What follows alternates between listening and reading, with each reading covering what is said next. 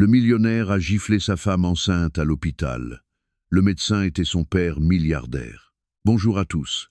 Avant de commencer l'histoire d'aujourd'hui, j'ai une petite faveur à vous demander. Merci de vous abonner et d'activer la cloche de notification pour ne jamais manquer les nouvelles vidéos de notre chaîne.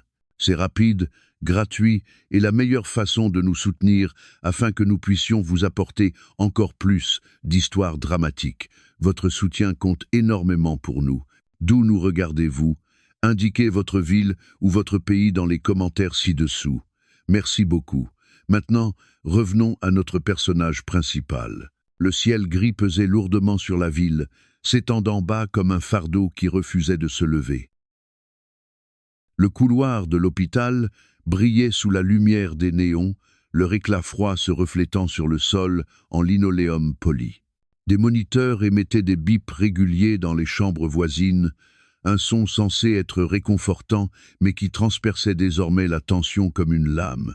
Les infirmières passaient en hâte avec leurs dossiers et leurs chariots, mais au centre de la salle d'attente, le temps semblait retenir son souffle. Sarah Mitchell était assise sur une chaise près du bureau d'accueil, ses mains soutenant doucement son ventre arrondi. Elle en était à son 6e mois de grossesse, son corps ralentissait déjà, sa respiration se faisait plus courte. Elle murmurait pour elle-même, tentant d'apaiser son cœur affolé. Cette visite devait être une simple consultation de routine, rien de dramatique, juste une étape de plus avant le jour où elle rencontrerait enfin son enfant. Mais l'homme qui se tenait au-dessus d'elle ne pensait ni à l'enfant, ni à sa sécurité, ni à la vie fragile qu'elle portait. Richard Dalton, un millionnaire connu pour ses costumes impeccables et sa langue acérée, serrait sa mâchoire si fort que les veines de son cou se gonflaient. Sa main tremblait, non pas de peur mais de rage, la fureur d'un homme persuadé qu'il possédait tout ce qui l'entourait, y compris la femme assise devant lui. « Arrête de faire un scandale » siffla-t-il, sa voix basse résonnant pourtant dans le couloir silencieux. « Tu me fais honte ?» Les lèvres de Sarah tremblaient. Elle jeta un regard autour d'elle, espérant que les infirmières du bureau interviennent, mais elles restèrent figées, déchirées entre le protocole professionnel et l'instinct humain. Un couple dans un coin resserra l'étreinte de ses mains. Un enfant agrippa la manche de sa mère, ses yeux écarquillés. Avant que Sarah n'ait pu répondre, la main de Richard jaillit. Le bruit de la gifle éclata dans le couloir, sec et brutal, résonnant contre les murs blancs et stériles. La tête de Sarah se tourna violemment, ses cheveux tombant devant son visage tandis qu'elle allaitait. Sa paume se plaqua sur sa joue, déjà brûlante. Son autre main protégea instinctivement son ventre, comme pour mettre à l'abri l'enfant à naître du choc qui venait de frapper son corps. Un instant, le silence pesa plus lourd que l'air lui-même. Même les machines semblèrent se taire, les bips réguliers disparaissant à l'arrière-plan, comme si le monde entier reculait d'horreur. Près du distributeur, un homme murmura entre ses dents « Mon Dieu !» Sarah cligna des yeux à travers un voile de larmes.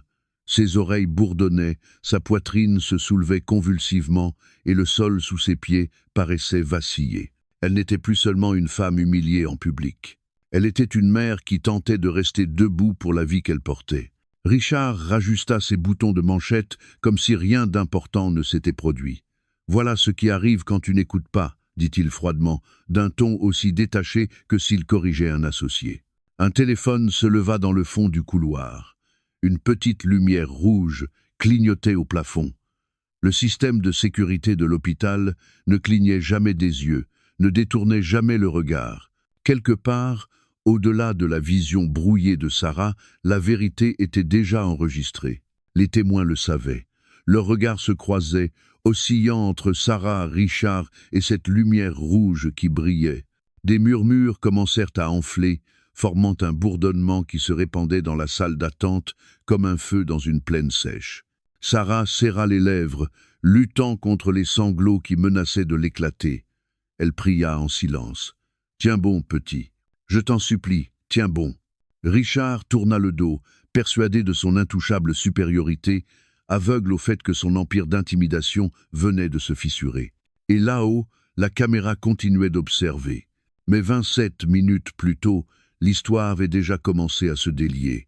La gifle n'avait pas encore quitté sa joue que le monde autour de Sarah semblait se briser en éclats de sons et de silence.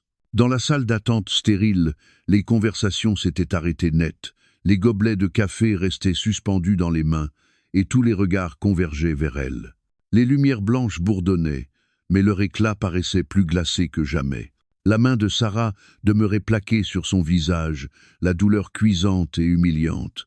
Son autre main tenait son ventre, comme si l'enfant avait besoin d'être rassuré. Elle tenta d'avaler sa salive, mais sa gorge était sèche, sa langue lourde de peur. Les petits coups de pied qu'elle avait tant chéris semblaient désormais agités, le bébé réagissant à son cœur affolé. Elle baissa les yeux, incapable de soutenir les regards fixés sur elle. Le mascara coulait sous le poids de larmes qu'elle refusait de laisser tomber. Son chemisier de maternité, d'un doux violet lavande, lui semblait étouffant. Il s'accrochait à son corps tremblant, comme s'il avait lui aussi reçu le coup. Une femme assise en face d'elle porta les mains à sa bouche. Il l'a frappée, souffla-t-elle, les mots se répandant comme des cercles sur l'eau, répétés d'oreille en oreille. Une infirmière au bureau se tortilla, son stylo tapotant nerveusement le comptoir. L'air n'était plus seulement lourd. Il devenait accusateur, pesant autant sur Richard Dalton que sur Sarah, mais pour des raisons opposées. Richard, pourtant, agissait comme si de rien n'était. Il rajusta sa cravate, ses gestes nets, précis, calculés. Son visage affichait une arrogance satisfaite, celle d'un homme persuadé qu'aucune conséquence ne l'atteindrait jamais. Il avait bâti sa vie derrière des murs d'argent, d'avocats et d'influence. Pour lui, ce n'était qu'une scène de plus à expliquer. « Vous exagérez tous », marmonna-t-il, sa voix basse mais audible dans le silence sidéré. « Ce n'était rien. Hier ?» Sarah inspira tremblante. Ses yeux glissèrent vers la sortie. Une partie d'elle voulait fuir, courir loin de cette humiliation, mais ses jambes semblaient ne plus lui appartenir. Son corps la poussait à s'effondrer, à laisser le sol l'accueillir. Pourtant une voix en elle répétait « Pas ici, pas maintenant, tiens bon !» Son esprit revint au trajet en voiture qui les avait conduits jusqu'ici. Le soleil de fin d'après-midi versait une lumière dorée et paisible sur le tableau de bord. Richard avait parlé de son apparence, de son alimentation, de la manière dont elle devait sourire en entrant à l'hôpital.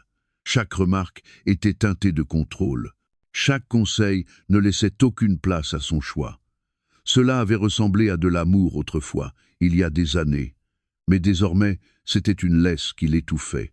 Elle se souvint de la façon dont il avait corrigé la manière dont elle portait son sac, de son insistance pour repousser son rendez-vous parce qu'il chevauchait un appel professionnel, de sa main sur son épaule qui ressemblait moins à un réconfort qu'à un ordre. Les signes étaient là. Elle les avait sentis se resserrer depuis des mois, mais elle s'était persuadée que c'était peu, être le stress de la grossesse ou son imagination. À présent, la vérité se dressait devant elle. Ce n'était pas son imagination, c'était sa nature à lui. Du coin de l'œil, Sarah aperçut un jeune aide-soignant. Il restait figé près d'un chariot de fournitures, la mâchoire serrée, les doigts blanchis autour de la poignée. Leurs regards se croisèrent un instant. Elle y lut de la pitié et autre chose encore, une lueur qui lui disait qu'elle n'était pas invisible. Même dans cette humiliation, quelqu'un l'avait vue. Les murmures reprirent de plus belle. Des téléphones étaient toujours levés.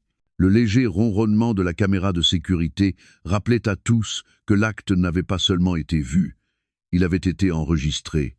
Sarah se redressa légèrement sur sa chaise, le dos rigide contre le plastique froid. Elle essuya sa joue, effaçant ce qu'il restait de maquillage, et inspira lentement. Le poids de la honte pesait lourdement, mais un autre courant montait en elle, un courant de clarté. Elle ne se demandait plus si son mariage était brisé, elle le savait. Richard la regarda et esquissa un sourire narquois, sûr de son emprise, aveugle aux fissures qui se formaient autour de lui. Et dans l'esprit de Sarah, une pensée surgit, plus forte que le chaos. Quand mon avis est-il devenu rien de plus qu'une suggestion? La question resta en suspens, sans réponse, alors que la salle d'attente demeurait figée dans un silence fragile, prête à basculer vers ce qui allait suivre. Les heures qui avaient précédé la gifle repassaient dans l'esprit de Sarah comme des fragments d'un film qu'elle aurait préféré ne pas revoir. Chaque scène contenait des signes qu'elle avait ignorés, des signaux qui chuchotaient chaque jour plus fort. À présent, il criait en rétrospective. L'argent était devenu l'arme favorite de Richard, bien avant que sa main ne la frappe. Il contrôlait les comptes bancaires avec une précision glaciale, chaque dollar compté, chaque dépense vérifiée. Sarah recevait une allocation, non pas comme une partenaire, mais comme une dépendante. Si elle achetait une nouvelle robe de maternité, il exigeait le reçu. Si elle déjeunait avec une amie, il voulait savoir pourquoi la note était plus élevée que prévu. Il appelait cela le sens des responsabilités financières. Elle le ressentait comme une chaîne. Même ses amitiés s'étaient réduites sous son œil vigilant. Une à une, il les avait découragées. Un déjeuner avec une ancienne camarade d'université devenait inutile. Un appel de sa cousine était qualifié de distraction. « Tu dois te concentrer sur ta santé », disait-il, mais le sens réel de ses paroles était clair. Il voulait l'isoler, sans personne à qui se confier, sans issue possible. Ses rendez-vous médicaux n'échappaient pas à ce contrôle. Richard insistait pour être présent, non pas pour la soutenir mais pour surveiller. Il répondait aux questions du médecin avant elle, minimisant ses symptômes comme des exagérations. Il reportait les visites sans l'avertir, donnant la priorité à ses affaires plutôt qu'à ses soins. La grossesse, qui aurait dû être une joie partagée, devenait un autre domaine qu'il dirigeait avec autorité. Même son téléphone ne lui appartenait plus. Elle remarquait que des messages apparaissaient comme lus avant qu'elle ne les ouvre, que son historique d'appels semblait plus court qu'il ne devrait. Un soir, elle aperçut un reflet dans ses lunettes. Une application de traçage. Lorsqu'elle demanda des explications, il rit et affirma que c'était pour sa sécurité.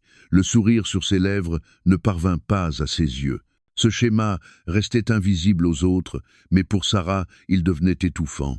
Pourtant, elle essayait de rationaliser. Il était couronné de succès, il était stressé, il voulait que tout soit parfait. Elle se persuadait que c'était de l'amour caché sous le contrôle. Cette illusion se fissurait un peu plus chaque jour. Puis vint l'humiliation en public. Elle commença par des remarques subtiles. Lors d'un dîner avec des collègues, Richard fit un commentaire sur sa façon de manger. « Attention Sarah, tu ne veux pas paraître plus grosse que tu ne l'es déjà. » La table rit poliment, hésitant entre sourire et malaise. Ses joues brûlèrent. Mais elle se tut. Une autre fois, devant des voisins, il corrigea sa prononciation d'un mot simple, en faisant une plaisanterie à ses dépens. « Elle a toujours été un peu maladroite avec les mots, » dit-il en riant, comme si sa dignité n'était qu'un prix minime pour son amusement. Ses remarques devinrent plus dures. Dans le hall de l'hôpital, quelques minutes avant la gifle, il la traita d'irréaliste lorsqu'elle suggéra de visiter ensemble la maternité. Sa voix était basse mais tranchante. « Tu dois être plus pratique. Arrête de vivre dans ton petit monde de fantaisie. » L'expression « petit monde de fantaisie » frappa plus fort qu'il ne le pensa. Elle la priva d'initiative, de voix, de valeur, devant des inconnus mal à l'aise sur leur siège. L'aide-soignant qui avait croisé son regard plus tôt avait déjà vu ce genre de scène. Un petit sourire suffisant de Richard, un ton méprisant, une épouse qui se repliait sur elle-même. C'était ce type d'abus silencieux qui ne laisse pas de bleu, mais qui marque tout autant. Les doigts de Sarah s'accrochaient au tissu de son chemisier de maternité, tirant sur les fils pour s'ancrer à quelque chose de tangible. Chaque humiliation s'empilait sur la précédente, formant une montagne qu'elle ne pouvait plus franchir. À présent, alors que la brûlure de la gifle persistait sur sa joue, elle comprit que ce n'était pas la première fois que Richard essayait de la briser. C'était simplement la première fois qu'il le faisait devant des témoins. Et dans cette salle d'attente, avec les caméras qui filmaient et les regards qui observaient, Sarah saisit une vérité qu'elle avait longtemps enfouie. Ce n'était pas de l'amour ébranlé par les circonstances, c'était le pouvoir mis à nu. La vérité, douloureuse et indéniable, était que Richard avait toujours construit vers ce moment. Et pour la première fois, Sarah sentit que son contrôle pouvait enfin commencer à se fissurer. La colère de Richard n'arrivait pas comme une tempête avec ses nuages annonciateurs. Elle tombait comme la foudre, soudaine et impitoyable. La salle d'attente de l'hôpital bruissait doucement de murmures, de papier froissé, du bourdonnement des néons, Puis son corps se tendit, ses lèvres se crispèrent, et sa main tressaillit à son côté. Sarah connaissait ce signal. Le petit tic de sa mâchoire, la façon dont ses doigts se fermaient en poing avant de se détendre. Elle se raidit sans même s'en rendre compte, sa main couvrant instinctivement son ventre. Sa respiration se fit courte, ses yeux cherchèrent une échappatoire. « Reste tranquille », siffla Richard d'une voix coupante et dangereuse. « Arrête d'attirer l'attention. » Mais l'attention était déjà là. Les infirmières derrière le comptoir faisaient semblant de travailler, leurs yeux revenant vers la scène à intervalles réguliers. Une jeune mère berçait son bébé dans un coin, son visage crispé, essayant de protéger l'enfant de ce qui se passait. Même l'agent de sécurité au bout du couloir se déplaça nerveusement, sa main effleurant sa radio. Richard avança, ses chaussures vernies grinçant sur le sol. Il se pencha, son visage à quelques centimètres de celui de Sarah. Les tendons de son cou ressortaient comme des cordes. Son souffle sentait le café et la colère. « Tonem, humilieras pas, grogna-t-il. » Puis cela arriva. Sa main frappa sa joue d'un geste sec, avec un bruit qui claqua dans le couloir stérile. Ce n'était pas seulement une gifle, c'était une déclaration de domination destinée à la réduire au silence, à lui rappeler sa place. La tête de Sarah partit sur le côté, ses cheveux fouettant son visage, tandis que la salle retenait son souffle. Son corps chancela, manquant de tomber, sa main libre s'agrippant désespérément à l'accoudoir de la chaise. Un gobelet en papier échappa des mains d'un patient, répandant de l'eau sur le sol. Le bébé dans le coin éclata en pleurs, la mère le berçant frénétiquement, ses yeux écarquillés d'incrédulité. Des téléphones se levèrent plus haut encore, les voyants rouges de l'enregistrement brillant, la caméra fixée au plafond clignotait calmement, capturant chaque image. La joue de Sarah brûlait, sa vision se brouillait, son pouls martelait dans ses oreilles. Elle appuya sa paume contre sa peau, des larmes coulant librement. Son autre main serrait son ventre, comme si elle pouvait protéger son enfant de la violence qui venait de la traverser. Un battement de cœur. Personne ne bougea. Le silence était étouffant, brisé seulement par le bip régulier d'un moniteur dans une chambre voisine. Puis les murmures jaillirent, bas d'abord, puis de plus en plus fort comme une vague. « Il l'a frappé », dit quelqu'un. « Mon Dieu, dans un hôpital », répondit une autre voix. Richard se redressa, rajustant sa veste avec un calme calculé.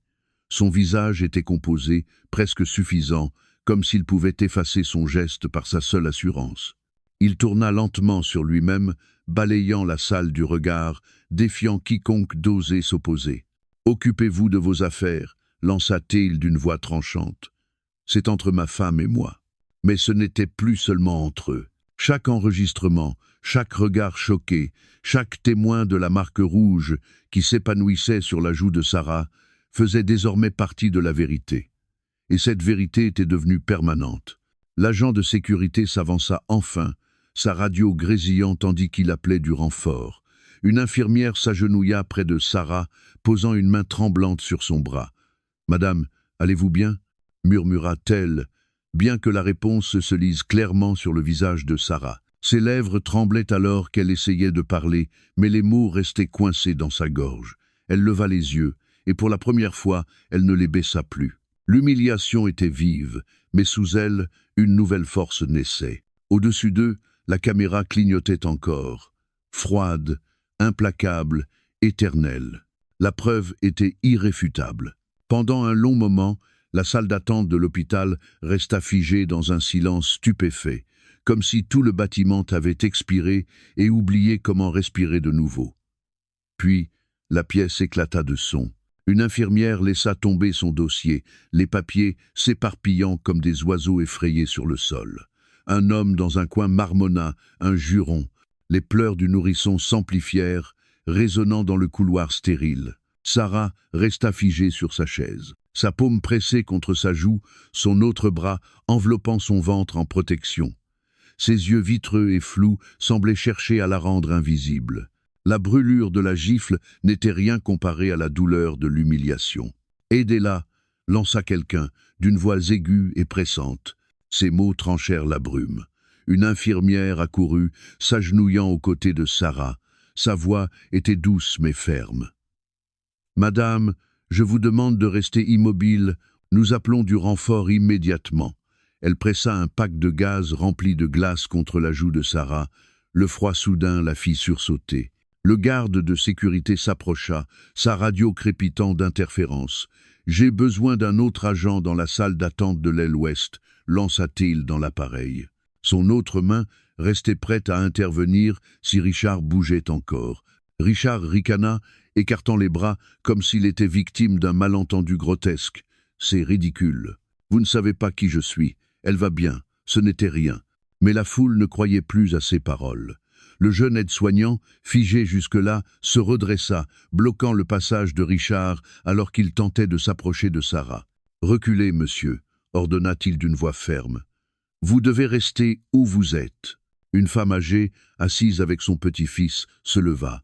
Elle se plaça entre Richard et Sarah, son petit corps étonnamment déterminé. Sa voix tremblait de vieillesse, mais portait une autorité indéniable. « Ce n'est plus privé, tout le monde a vu ce que vous avez fait. » Une autre infirmière sortit de derrière le bureau, déjà au téléphone. « Oui, service d'urgence. Violence domestique à l'hôpital du comté. Oui, la patiente est enceinte.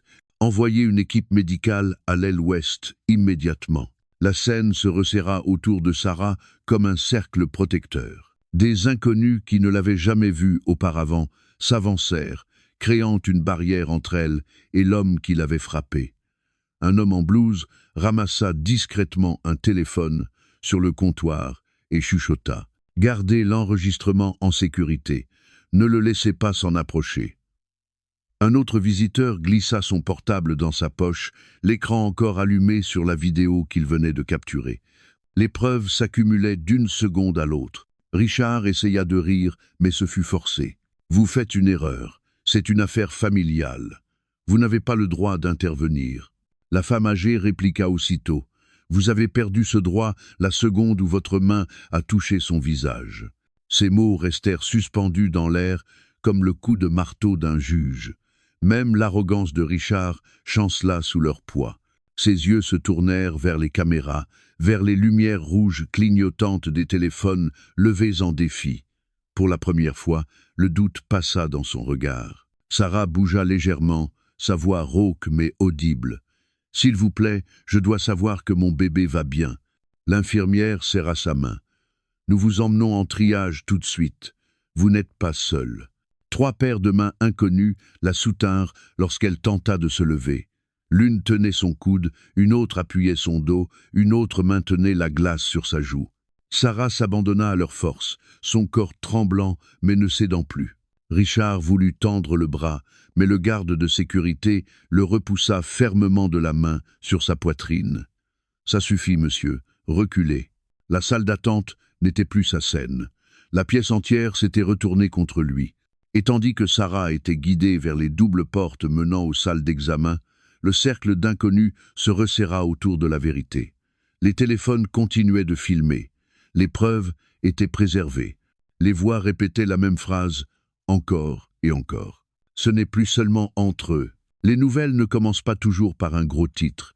Parfois, elles naissent d'une seule main tremblante tenant un téléphone. Dans la salle d'attente de l'hôpital, au moins 3 caméras avaient capturé l'instant où Richard Dalton avait frappé sa femme enceinte. En quelques minutes, ces enregistrements sortirent des poches et entrèrent dans le flou infini des réseaux sociaux. Le premier clip mis en ligne ne durait que 11 secondes. On y voyait Richard se pencher, son visage dur et inflexible, la gifle retentissait, la foule s'exclamait, l'image se terminait sur Sarah serrant son ventre. Cette courte vidéo atteignit 1000 vues en moins de 10 minutes. Une demi-heure plus tard, elle en comptait 10 000. À la fin de l'heure, elle circulait sur plusieurs plateformes et grimpait vers des centaines de milliers. Les légendes exprimaient l'indignation. Un millionnaire frappe sa femme enceinte dans un hôpital public. Pris sur le fait, la violence derrière le costume. Ce n'est pas de l'amour, c'est de l'abus. Les commentaires explosaient. Un internaute écrivit « Il croit que l'argent le rend intouchable. Plus maintenant. » Un autre supplia « Protégez-la, elle et le bébé à tout prix. » Un troisième lança « Arrêtez-le immédiatement.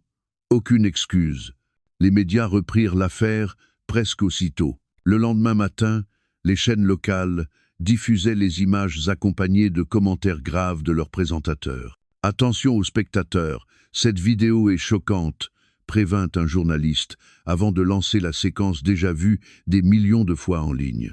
Le visage de Sarah, sa main plaquée sur sa joue, devint une image affichée sur les écrans de télévision, dans les articles et les hashtags. Ce n'était plus une humiliation privée, c'était une conversation nationale. Richard, lui, ne pouvait plus échapper à la marée. Son téléphone vibrait sans cesse, non pas avec des messages de soutien mais de colère. Des partenaires d'affaires, autrefois flatteurs, exigeaient des explications. « Nous ne pouvons pas être associés à cela », disait un message. « Nos clients sont furieux ». Un autre, envoyé par un membre du conseil, allait droit au but. « Démissionnez immédiatement, vous avez détruit notre réputation. » Yen.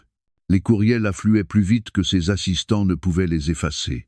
La boîte de réception de son entreprise débordait de plaintes, de menaces de boycott et de capture d'écran de la vidéo. Les actionnaires murmuraient qu'ils allaient se retirer, et ces murmures se transformaient vite en appels pressants. L'empire que Richard avait construit avec une précision implacable commençait à s'écrouler, non pas à cause d'un contrat raté ou d'un mauvais investissement, mais à cause d'une gifle qui résonnait bien au-delà des murs de l'hôpital. Richard tenta de manipuler l'histoire. Il appela un contact dans la presse, affirmant que la vidéo était trompeuse, qu'elle avait été sortie de son contexte. Mais l'Internet n'oublie pas.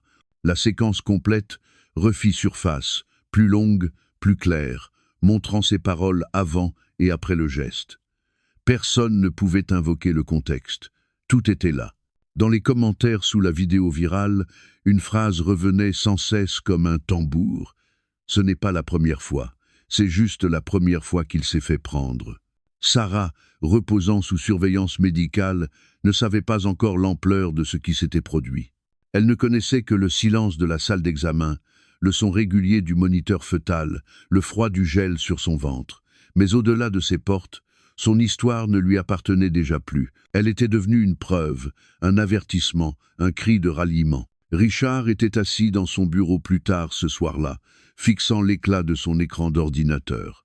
Son visage était pâle, sa cravate desserrée, sa main figée sur la souris, tandis que les gros titres hurlaient sa disgrâce. Son propre reflet dans la vitre n'était plus l'image du pouvoir. C'était celle d'un homme acculé. Et le monde le regardait. La salle d'examen était calme, presque sacrée dans son silence. De l'autre côté des murs, le monde de Richard s'effondrait. Mais à l'intérieur, il n'y avait plus qu'une chose qui comptait. Sarah et la vie fragile qu'elle portait. Le bip régulier du moniteur fœtal emplissait l'air, chaque son confirmant que le cœur de son bébé battait avec force et régularité. Ce rythme était apaisant, une petite île de sécurité dans la tempête qui avait éclaté quelques instants plus tôt. Sarah était allongée sur le lit, sa main tremblante reposant encore sur son ventre. Un médecin appliqua le gel froid sur sa peau et guida doucement la sonde. L'écran s'illumina de lignes qui dansaient en parfaite cadence. Sarah expira un souffle tremblant, les larmes coulant de ses yeux. Pour la première fois de la soirée, elle osa croire qu'elle et son enfant allaient s'en sortir. La voix du médecin était calme, ferme et assurée. « Votre bébé va bien, le rythme cardiaque est fort. Vous avez besoin de repos, mais il n'y a pas de signe immédiat de détresse. » Ces paroles n'étaient pas seulement médicales, elles étaient protectrices, une vérité opposée au chaos de l'extérieur. Une infirmière s'approcha avec un dossier, son ton professionnel, mais chargé de compassion. « Madame Dalton, nous devons compléter un rapport d'incident. C'est officiellement considéré comme de la violence domestique. L'hôpital a le devoir de consigner et de vous protéger. Sarah Avala Difficulment. » Les mots « violence domestique » sonnaient à la fois comme une menace et comme une délivrance. Il nommait ce qu'elle avait tenté d'excuser durant des mois. Il plaçait la responsabilité là où elle devait être. L'infirmière poursuivit, son stylo griffonnant sur le papier. « Nous allons documenter vos blessures physiques et émotionnelles. Des photos seront prises pour le dossier. Cela garantit que vous aurez une protection à l'avenir. » Le Le flash d'un petit appareil photo illumina la pièce tandis que l'on immortalisait la marque rouge sur sa joue. Sarah détourna le regard, honteuse, même si cette honte n'était pas la sienne. Elle ferma les yeux, se rappelant que chaque image était un morceau de vérité qu'on ne pourrait effacer. Quelques instants plus tard, 2 officiers en uniforme entrèrent. Leur radio crépitait doucement, tandis qu'ils ôtaient leurs casquettes en signe de respect. L'un d'eux parla d'une voix douce. « Madame, nous sommes ici pour recueillir votre témoignage. Vous n'êtes pas sous pression, mais cet enregistrement est important. Il assure votre sécurité et celle de votre enfant. » La voix de Richard se faisait entendre faiblement dans le couloir, haute et en colère, réclamant des avocats, menaçant de poursuivre l'hôpital. L'officier jeta un coup d'œil vers la porte, puis vers Sarah. « Il est détenu pour interrogatoire. Il n'entrera pas dans cette pièce. » Tout. Un soulagement la traversa comme une vague. Pour la première fois depuis des mois, être des années, elle sentait une barrière entre elle et le contrôle de Richard. L'agent posa un formulaire sur la table de chevet. « Nous vous recommandons une ordonnance de protection. Elle lui interdira légalement de vous contacter, d'entrer chez vous ou de s'approcher de vous jusqu'à la décision du tribunal. Nous pouvons lancer la procédure ce soir. » Sarah hésita, ses doigts flottant au-dessus du stylo. Sa voix se brisa en un murmure. « Est-ce que cela l'arrêtera vraiment ?» L'officier la regarda droit dans les yeux, ferme et sincère. « C'est le premier mur que nous construisons, et nous serons derrière lui. » Sa main trembla, mais elle signa. Chaque trait d'encre était un acte de défi, une reconquête d'un territoire qu'elle croyait perdu. Lorsque les papiers furent remplis, l'infirmière glissa une carte dans la main de Sarah.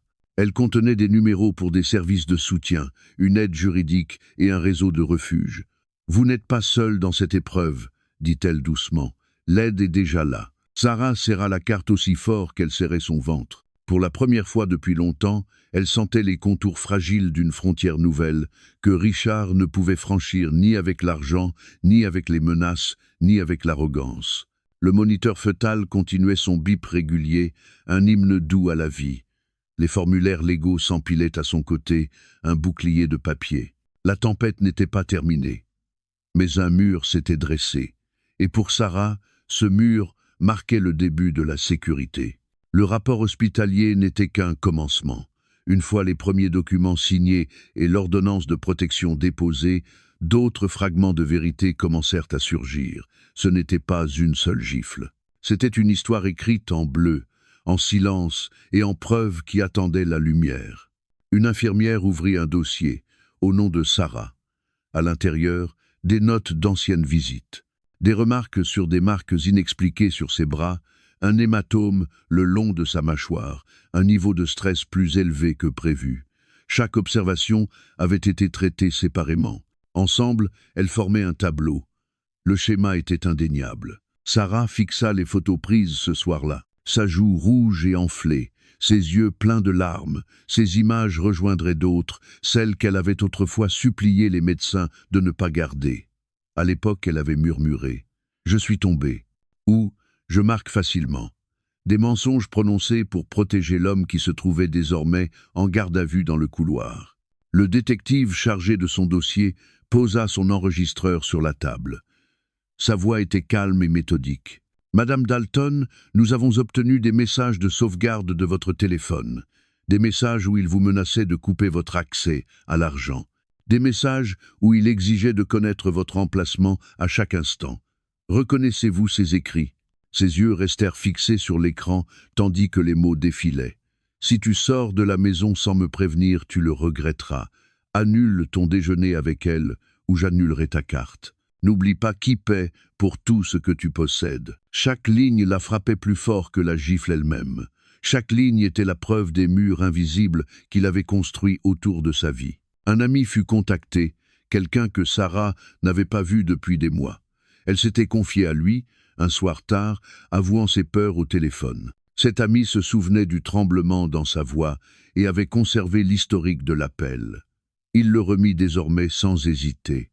« Je savais que quelque chose n'allait pas, je ne savais juste pas à quel point. » Des courriels issus des comptes de l'entreprise de Richard furent découverts, des directives froides où il ordonnait à son assistante d'annuler ses rendez-vous médicaux sans son accord, des notes où il la qualifiait de distraction et d'inutile pendant la grossesse.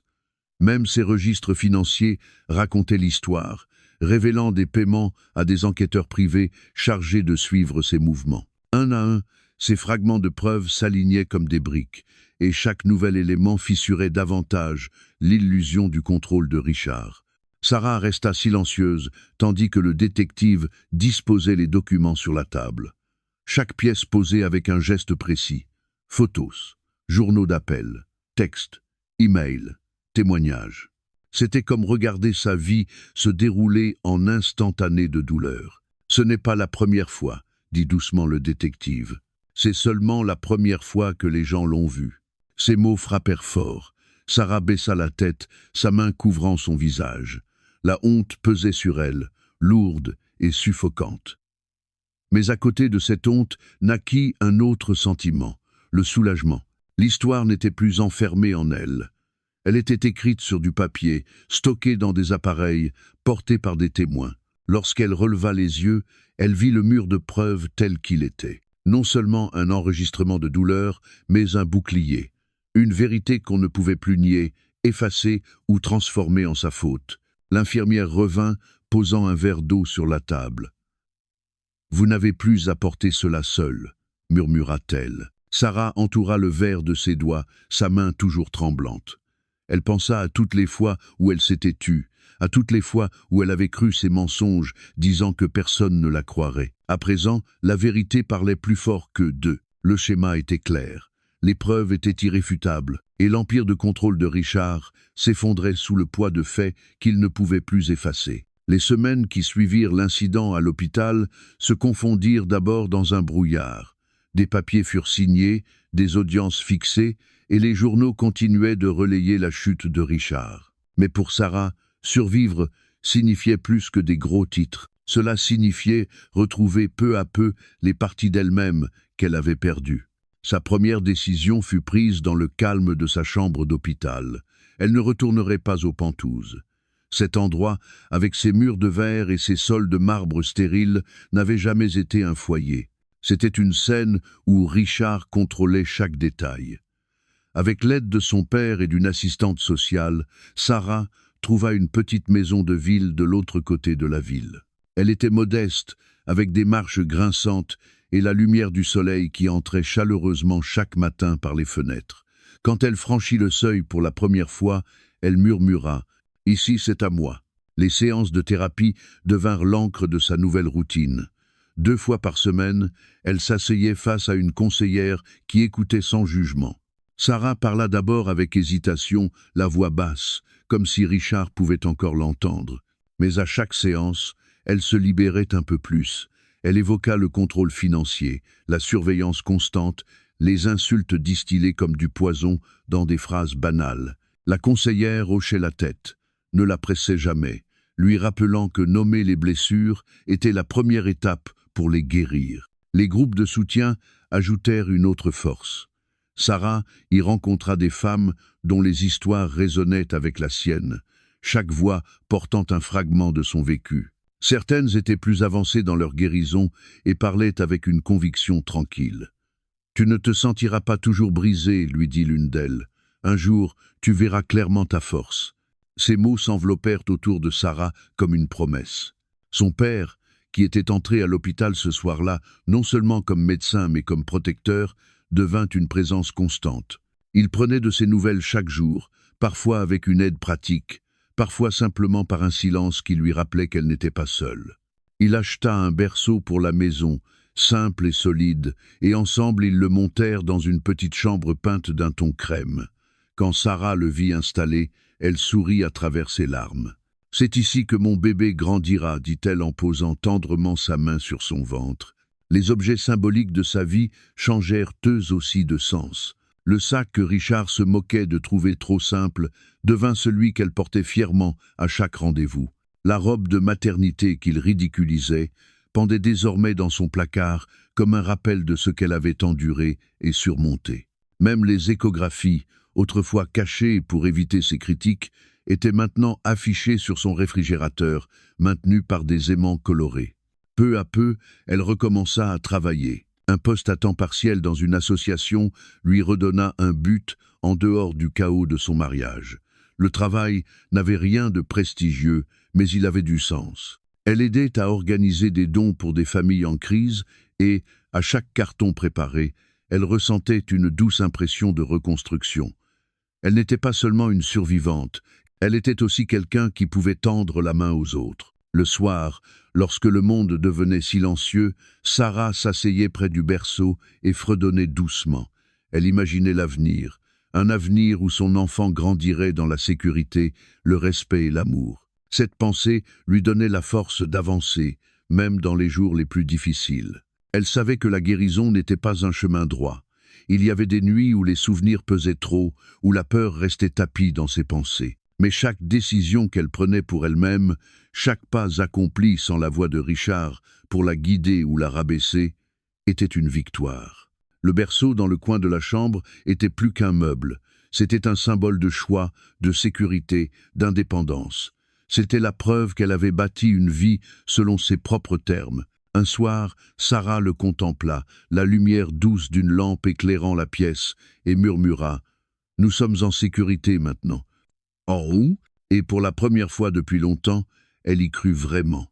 La maison de ville était calme la nuit, rythmée seulement par le ronronnement du réfrigérateur et le léger craquement du bois qui travaillait. Dans la petite chambre, le berceau attendait, une couverture soigneusement pliée sur le bord, prête à accueillir la vie qui approchait. Sarah était assise tout près, dans un fauteuil à bascule, ses mains reposant sur son ventre, le rythme du cœur de son bébé encore gravé dans sa mémoire après la dernière visite à l'hôpital. Ce n'était pas le manoir où elle avait vécu, avec ses sols de marbre et ses vitres immenses.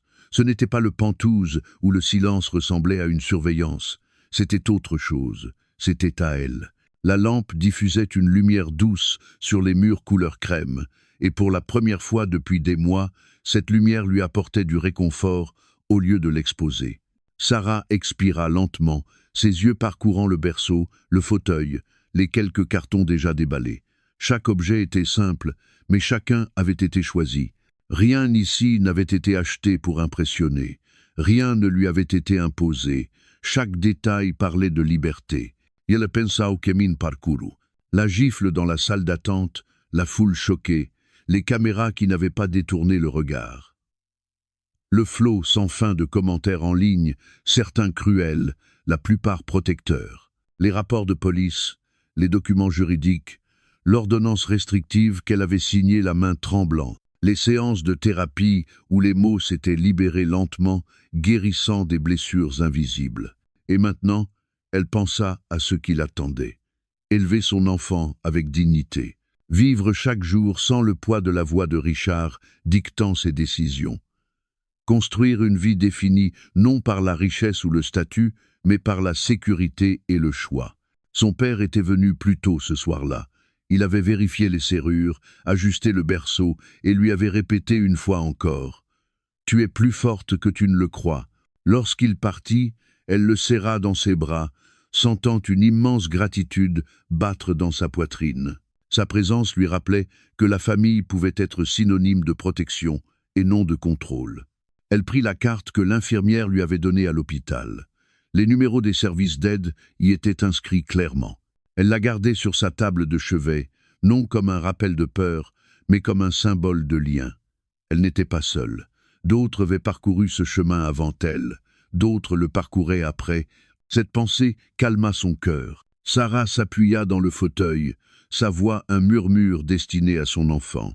« Tu grandiras dans un amour qui ne fait pas de mal. Tu grandiras dans une maison qui est sûre. » La pièce était immobile, mais elle contenait une force plus grande que n'importe quel manoir que Richard aurait pu acheter. Elle contenait la vérité. L'histoire ne s'arrêtait pas à une nuit dans un hôpital. Elle ne s'arrêtait pas à une vidéo devenue virale ou à une audience au tribunal. Elle continuait dans chaque décision que Sarah prenait pour retrouver sa voix, sa sécurité et sa dignité. Et pour tous ceux qui écoutaient, pour ceux qui reconnaissaient leur propre vie dans son silence ou dans ses larmes, le message était simple. Vous n'êtes pas seul.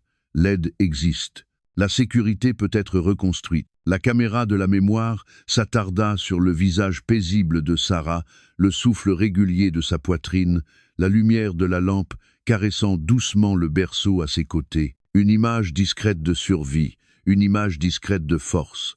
Parfois, les preuves font plus que condamner. Parfois, elles libèrent celui ou celle qui a été réduite au silence. Si vous ou quelqu'un que vous connaissez êtes victime de violence, contactez une ligne d'aide ou un centre de soutien local. La sécurité est possible. La liberté est possible. Et comme Sarah, vous pouvez construire un nouveau départ.